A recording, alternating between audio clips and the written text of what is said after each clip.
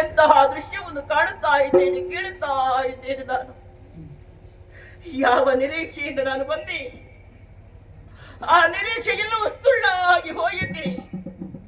ಆಸೆ ಇರುವಂತಹ ಸೌಧವೆಂದು ನುಚ್ಚು ನೂರಾಗಿ ಹೋಯಿತೆ. ಶಿವನೇ, ನುಚ್ಚು ನೂರಾಗಿ ಹೋಯಿತೆ. ಯಾತಕ್ಕೆ ಬಂದೆನು ಈ ಪಾತಕಿ ಮಾಡುವ ಯಾಗಕ್ಕೆ? ಅಪ್ಪ ಅಪ್ಪ ಇರುವುದಾಗಿ ಇದು ತಟ್ಟಿ ಹೆಮ್ಮೆಯಿಂದ ಹೇಳಿಕೊಂಡವಳು ನಾನು. ಆ ಗೌರವವನ್ನು ಉಳಿಸಿಕೊಳ್ಳುವ ಯೋಗ್ಯತೆ ನನಗೆ ಅಪ್ಪನಿಗಿಲ್ಲವೇ? ದುಷ್ಟರು ತುಂಬಿದಂತಹ ಈ ಸಭೆಗೆ ನಾನು ಯಾತಕ್ಕೆ ಬಂದೆ? ಬಂದು ಕೆಟ್ಟೆ ಇರಲಿ, ಸಂಶಯವೇ ಇಲ್ಲ. ನನ್ನಪ್ಪ ಮತಿವಂತ ಆತ ನಾನು ಭಾವಿಸಿಕೊಂಡದ್ದು.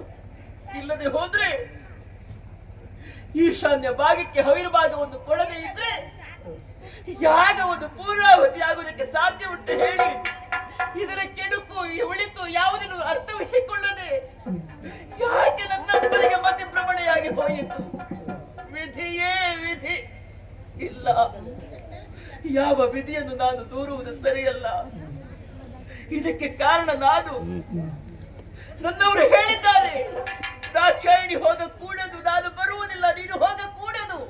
ಹೋದೆ ಅಂತಾದ್ರೆ ಅಪಮಾನ ಇರುವುದು ಕಟ್ಟಿಟ್ಟಂತಹ ಬುದ್ಧಿ ನಿನಗೆ ಇರುವುದಾಗಿ. ಇಲ್ಲ, ನನ್ನವರು ಮಾತ್ರ ನನಗೆ ಪಥ್ಯವಾಗಲಿಲ್ಲ. ಯಾಕೆ?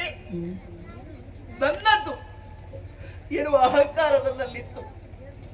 ನಮ್ಮವರು ಎನ್ನುವಂತಹ ಪ್ರೀತಿಯಿಂದ ನಾನು ಬಂದೆ.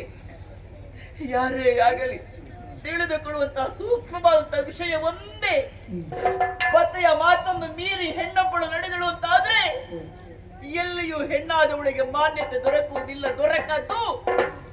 ದೊರಕಕೂಡದು. ಹಿಂತಿರುಗಿ ಹೋಗಲಿ, ಕೈಲಾಸವನ್ನು ಸೇರಿಕೊಳ್ಳಲೇ ಇಲ್ಲ. ನನ್ನವರು ಕೇಳಿಯೇ ಕೇಳುತ್ತಾರೆ, ದಾಕ್ಷಾಯಿಣಿ, ನಿನ್ನಪ್ಪ ಪ್ರೀತಿಯಿಂದ ಮಾತನಾಡಿದ್ರೆ ಅಂತ ಕೇಳಿದ್ರೆ ಯಾವ ನಾಲಿಗೆಯಲ್ಲಿ ಉತ್ತರವನ್ನು ಕೊಡಬೇಕು? ಯಾವ ನಾಲಿಗೆಯಲ್ಲಿ ಉತ್ತರವನ್ನು ಕೊಡಬೇಕು? ಬೇಡ, ಎಲ್ಲರೂ ನಿನ್ನಲ್ಲಿ ಪ್ರೀತಿಯಿಂದ ಒಡಂಬಡಿ ಕೊಟ್ಟರೆ, ಅಲ್ಲ ಪ್ರೀತಿಯಿಂದ ಮಾತನಾಡಿಸಿದ್ರೆ, ಎಲ್ಲರ ಜೊತೆಯಲ್ಲಿ ಕೂಡಿದರೆ, ಕೊಡಿದು ಕಪ್ಪಳಿಸಿದ್ರೆ ಅಂತ ಕೇಳಿದ್ರೆ ಹೇಗೆ ಉತ್ತರವನ್ನು ಕೊಡಬೇಕು? ಇಲ್ಲ, ಸುಟ್ಟ ಮುಖವನ್ನು ಹಿಡಿದುಕೊಂಡು ಕೈಲಾಸವನ್ನು ಸೇರಲಾರೆ.